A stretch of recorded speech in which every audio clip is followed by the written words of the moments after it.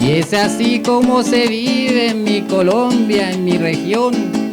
Tanta violencia por siglos sin encontrar solución.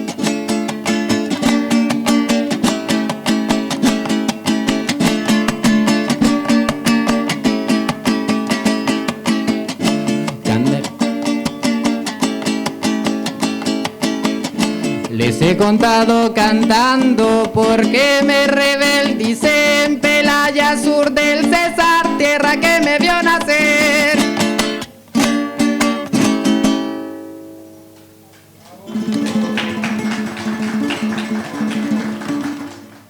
Millones de personas en el mundo acompañan nuestro dolor. Bienvenidos a este evento donde realizaremos un conversatorio sobre la situación actual de Colombia.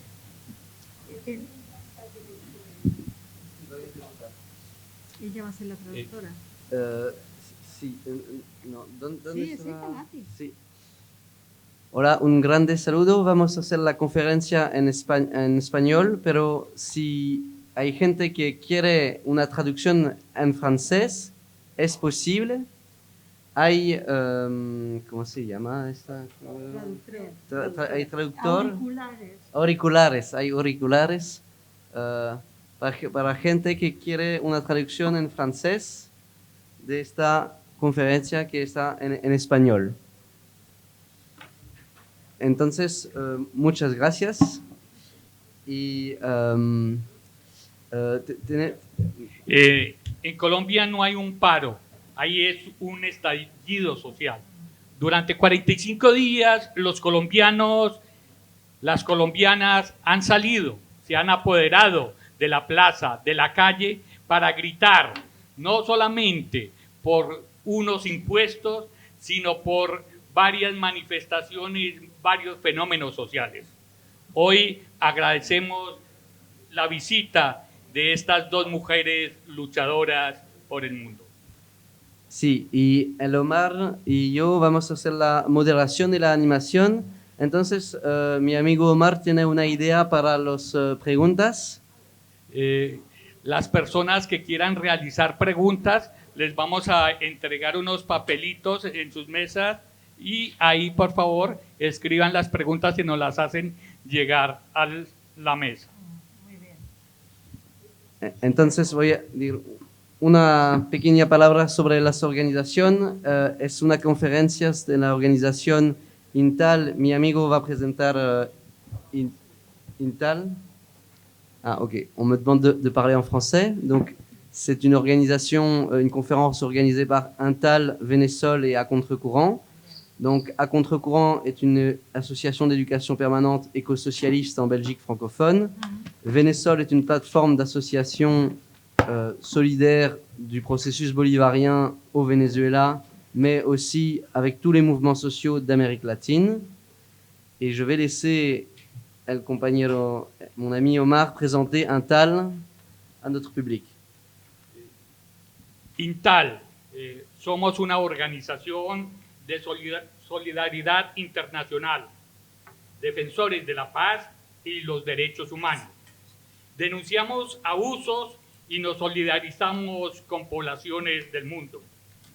No nos quedamos callados ante gobiernos y transnacionales que despojan, que recurren a prácticas criminales en contra de la convivencia y de la coexistencia. De igual manera, como denunciamos gobiernos, estados bárbaros y salvajes, denunciamos a quienes atentan contra el medio ambiente.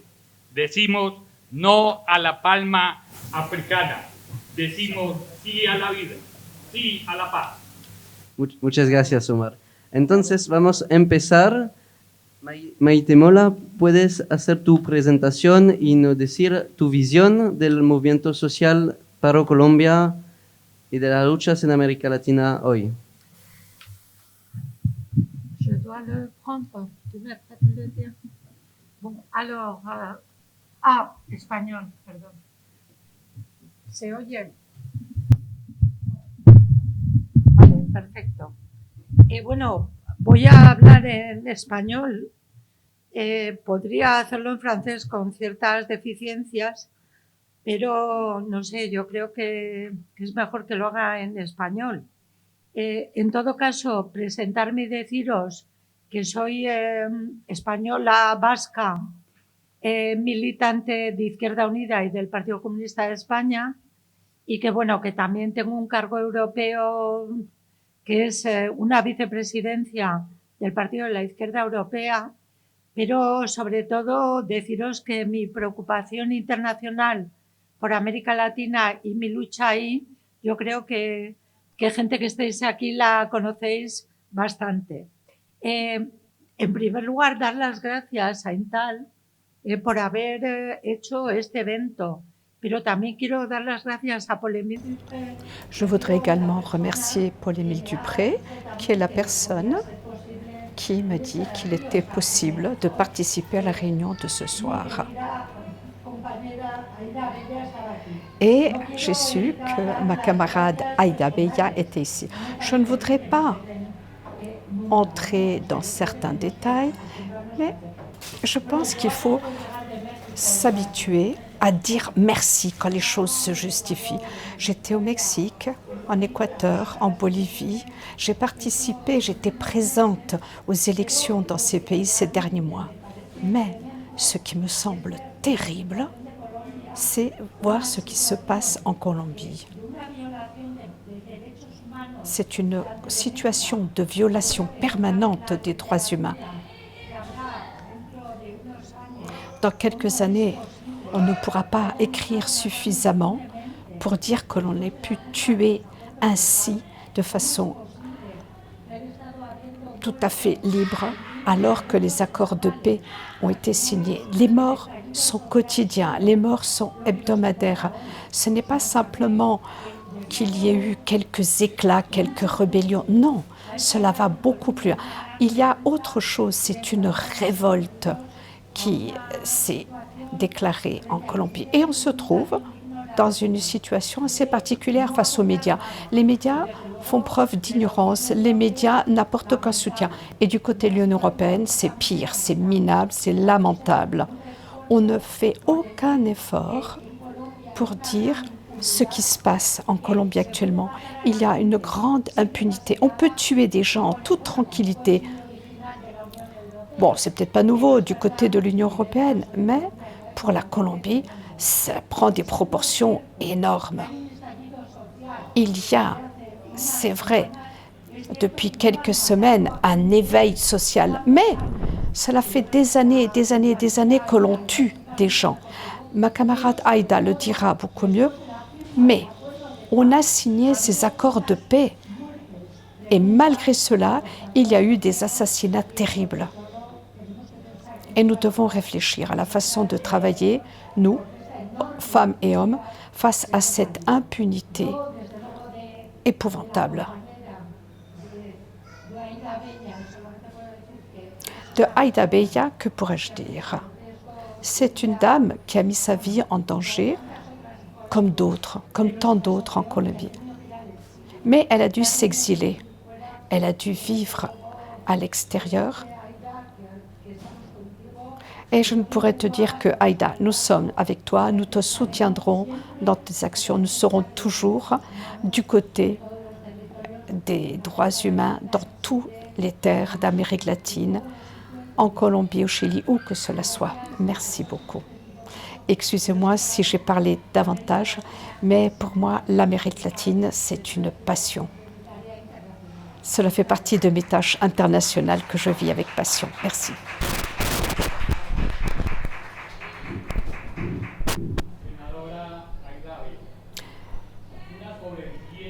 Sénatrice Aïda Beya. Elle a survécu à un génocide de Colombie. L'État colombien a assassiné plus de 3000 personnes de l'UP, de l'Union patriotique. Et Aïda fait partie des survivants. Madame la sénatrice, la première question que l'on pourrait se poser face à la situation du pays, est-ce que vous considérez que nous sommes en grève ou est-ce que vous pensez qu'il y a plutôt une révolte sociale? Merci. Je vais garder le masque car j'ai peur. J'ai la peur colombienne. Dans mon entourage, plusieurs personnes sont atteintes du Covid, une personne est décédée et nous avons sur nos épaules cette peur.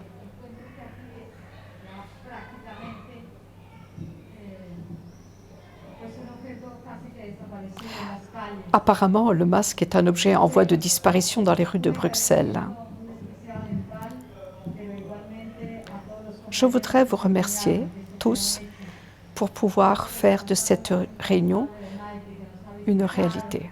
Je tiens à dire que Maïté nous soutient avec ses émotions, avec son enthousiasme, avec sa façon d'être. Elle a toujours été à nos côtés. Merci Maïté. Nous savons combien tes activités sont importantes. Nous savons que tu es très active au Pays Basque également et dans le reste de l'Espagne. C'est pour cela que nous savons qu'elle fait partie de nos gens, de nos camarades engagés. Et je pense qu'il faut vous remercier. Vous avez été très actifs avec les Chiliens, avec les Belges, avec d'autres personnes qui sont présents au niveau international. Et vos manifestations nous arrivent. Je pense qu'aujourd'hui, on est en train de transmettre une manifestation avec l'arrivée de la vice-présidente. Alors, il y a plusieurs manifestations qui sont prévues à Madrid et ailleurs. Et tout nous est retransmis. Ne vous inquiétez pas, ça ne reste pas ici, ça ne reste pas à Bruxelles. Mais tout est transmis. Et je tiens à vous dire que cela revêt beaucoup d'importance dans notre pays. Les gens de Pereira, de Manicial, quand nous allons à la commission de la paix, tout le monde est reconnaissant. Je tiens à vous dire merci, vous, à tous les Colombiens qui sont ici, qui représentent un petit morceau de la patrie et qu'on retrouve partout. Les manifestations vont du Canada jusqu'en Patagonie, mais on les retrouve aussi en Europe, ces manifestations.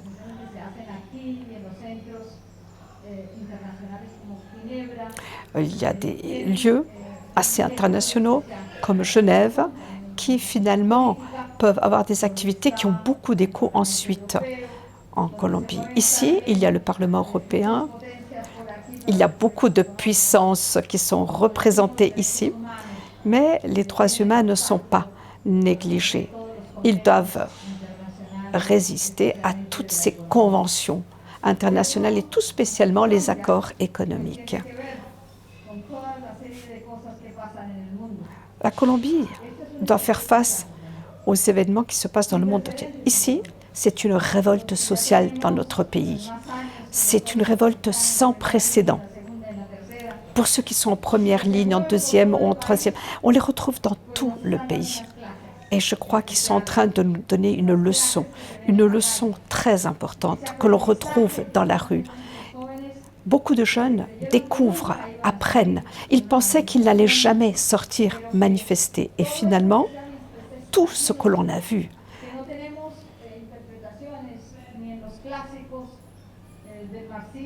on n'a pas d'interprétation de ces actions dans les classiques du marxisme. Et lorsque l'on lit certains qui parlent d'un exercice très particulier pour interpréter ce qui se passe dans le monde, non, ce n'est pas aussi complexe.